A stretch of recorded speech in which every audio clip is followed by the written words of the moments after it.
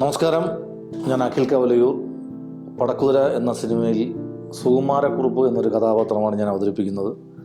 എന്നെ ആദ്യമായിട്ട് ഈ സിനിമയ്ക്ക് വിളിക്കുന്നത് ഇതിൻ്റെ പ്രൊഡക്ഷൻ കൺട്രോളർ, എനിക്ക് തോന്നുന്നു ഇതിൻ്റെ എക്സിക്യൂട്ടീവ് പ്രൊഡ്യൂസറായ റിനി ദിവാകറാണ്. റിനിയണനായിരുന്നു ഗുരുവായൂരമ്പലം നടയിലെ കൺട്രോളർ. അങ്ങനെ ആ ഒരു പടം കഴിഞ്ഞ് കുറച്ച് ദിവസം കഴിയുമ്പോഴാണ് ഇങ്ങനെ പടക്കുതിര എന്നൊരു സിനിമ വരുന്നുണ്ട്. അതിലൊരു നല്ല ക്യാരക്ടർ അഖിലിന് വേണ്ടി അവരിങ്ങനെ പറഞ്ഞു. അപ്പോൾ എങ്ങനെയാണ് പരിപാടി എന്ന് ചോദിച്ചു. അപ്പോൾ അങ്ങനെ എനിക്ക് സ്ക്രിപ്റ്റ് അയച്ചു തന്നു.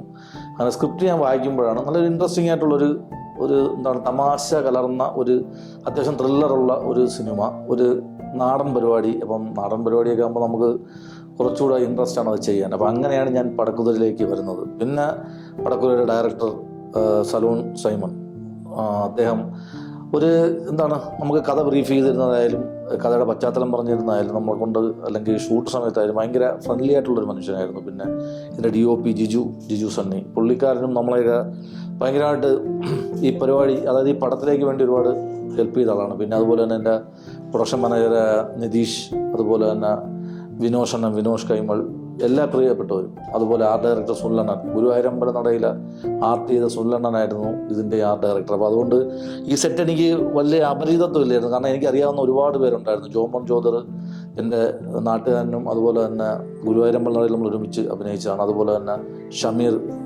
എന്ന് പറയുന്ന നമ്മുടെ ചൂരലിലെ ഷമീർ, അവൻ ആദ്യമായിട്ട് ഷമീറുമായിട്ടും ഈ പടത്തിലാണ് നമ്മൾ വർക്ക് ചെയ്യുന്നത്. അപ്പം അതുകൊണ്ടൊരു ഹോംലി അറ്റ്മോസ്ഫിയർ ആയിരുന്നു പടക്കുതിരയിൽ ഉടനീളം. പിന്നെ കോയമ്പത്തൂർ, ചെന്നൈ ഷെഡ്യൂളുകൾ പടക്കുതിര ഭയങ്കര ഒരു രസകരമായിട്ട് മുന്നോട്ട് പോയി.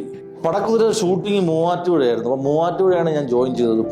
പൂജ കഴിഞ്ഞിട്ടായിരുന്നു ഷൂട്ട്. അപ്പം ദീപു എസ് നായരാണ് ഇതിൻ്റെ കഥ എനിക്ക് പറഞ്ഞിരുന്നു, ബ്രീഫ് ചെയ്യുന്നത്. സ്ക്രിപ്റ്റ് ഞാൻ വായിച്ചെങ്കിലും പുള്ളിക്കാരൻ കഥ പറയുന്നത് ഭയങ്കര രസമാണ്. നമ്മുടെ ക്യാരക്ടർ ആയാലും അല്ലെങ്കിൽ അതിൻ്റെ മൊത്തത്തിലുള്ള ആഫ്റ്ററും ബിഫോറൊക്കെ പറഞ്ഞിരുന്നത് ഭയങ്കര രസമാണ്. പുള്ളിയുടെ അവതരണ ശൈലി തന്നെ ഭയങ്കര രസമാണ്. അപ്പോൾ അതിൽ നിന്ന് നമ്മൾ നേരെ ഷൂട്ടിലോട്ട് വന്നപ്പോഴത്തേക്ക് അജുചേട്ടനായാലും ഇതൊക്കെ നമുക്ക് നേരത്തെ അറിയാവുന്നവരാണ്. പിന്നെ നമ്മൾ സ്ഥിരം ചെയ്യുന്ന ഒരു പരിപാടി പോലെ ഒരു ഫ്ലാറ്റിൽ അല്ലെങ്കിൽ ഒരു വീട്ടിലല്ലെങ്കിൽ ഒരുമിച്ച് കൂടിയ കുറച്ച് കൂട്ടുകാർ തമ്മിലുണ്ടാകുന്ന ഫണ്ണും അതിൽ നിന്നുണ്ടാകുന്ന ഇൻസിഡൻ്റ് ആയിട്ട് പോകുന്നതായിരുന്നു. അപ്പം സെറ്റിൽ പൊതുവേ ഭയങ്കര വൈബായിരുന്നു. അല്ലെങ്കിൽ ഏറ്റവും കൂടുതൽ ഇൻട്രസ്റ്റ് ആയിട്ട് തോന്നുന്നത് എൻ്റെ ഡയറക്ടറാണ്. ഡയറക്ടർ കട്ട് ചെവിയിൽ വന്നാണ് പറയുന്നത്. ഒരിക്കലും പുള്ളി മൈക്കെടുത്ത് കട്ട് പറയില്ല. പുള്ളി നടന്ന് ഫ്രെയിമിൽ കയറി ചെവി വന്നിട്ട് കട്ട്, നമുക്കത് അങ്ങനെ പറഞ്ഞാലതി വയ്ക്കും. അപ്പം അങ്ങനെയുള്ളൊരു ഡയറക്ടർ, ക്യാമറ ടീമായാലും എല്ലാവരും ഭയങ്കര, അതായത് യൂണിറ്റ് ഉൾപ്പെടെ, യൂണിറ്റ് ആർട്ട്, നമ്മുടെ മേക്കപ്പ് ടീം എല്ലാവരും ഭയങ്കരമായ, അതായത് ഒരു വീടിനകത്ത് പടക്കുതിര ഓഫീസിൽ നിന്നൊരു വലിയ ഒരു 2 നില പഴയ മോഡലൊരു വീടാണ്. ആ വീടിനകത്തായിരുന്നു മിക്ക ദിവസവും എനിക്ക് തോന്നുന്നു മോസ്റ്റ് ഷൂട്ട് അതിനകത്തായിരുന്നു. അപ്പം എല്ലാവരെയും ഡെയിലി നമ്മൾ അങ്ങോട്ടും ഇങ്ങോട്ടും മിങ്കിൾ ചെയ്തുകൊണ്ടുള്ളൊരു പരിപാടിയായിരുന്നു. എല്ലാവരോടും നല്ല ഫ്രണ്ട്ഷിപ്പായിരുന്നു. പടക്കുതിര ഫസ്റ്റ് ഡേ തൊട്ട് അവസാനം വരെയും ഷൂട്ടിന് നല്ലൊരു വൈബുണ്ടായിരുന്നു എല്ലാവരും.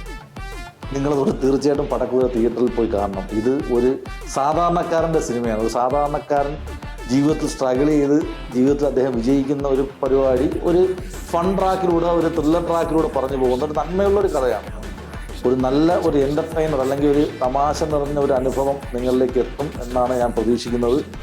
അപ്പോൾ പടക്കുതിര ഈ വരുന്ന ഏപ്രിൽ 24-ന് നിങ്ങളിലേക്ക് എത്തുകയാണ്. എന്തായാലും ഒട്ടും ബോറടിപ്പിക്കാത്ത ഒരു ലളിതമായൊരു കഥ ഫണ്ണിലൂടെയും ത്രില്ലറിലൂടെയും പറഞ്ഞു പോകുന്ന ഒരു പടമായിരിക്കും പടക്കുതിര.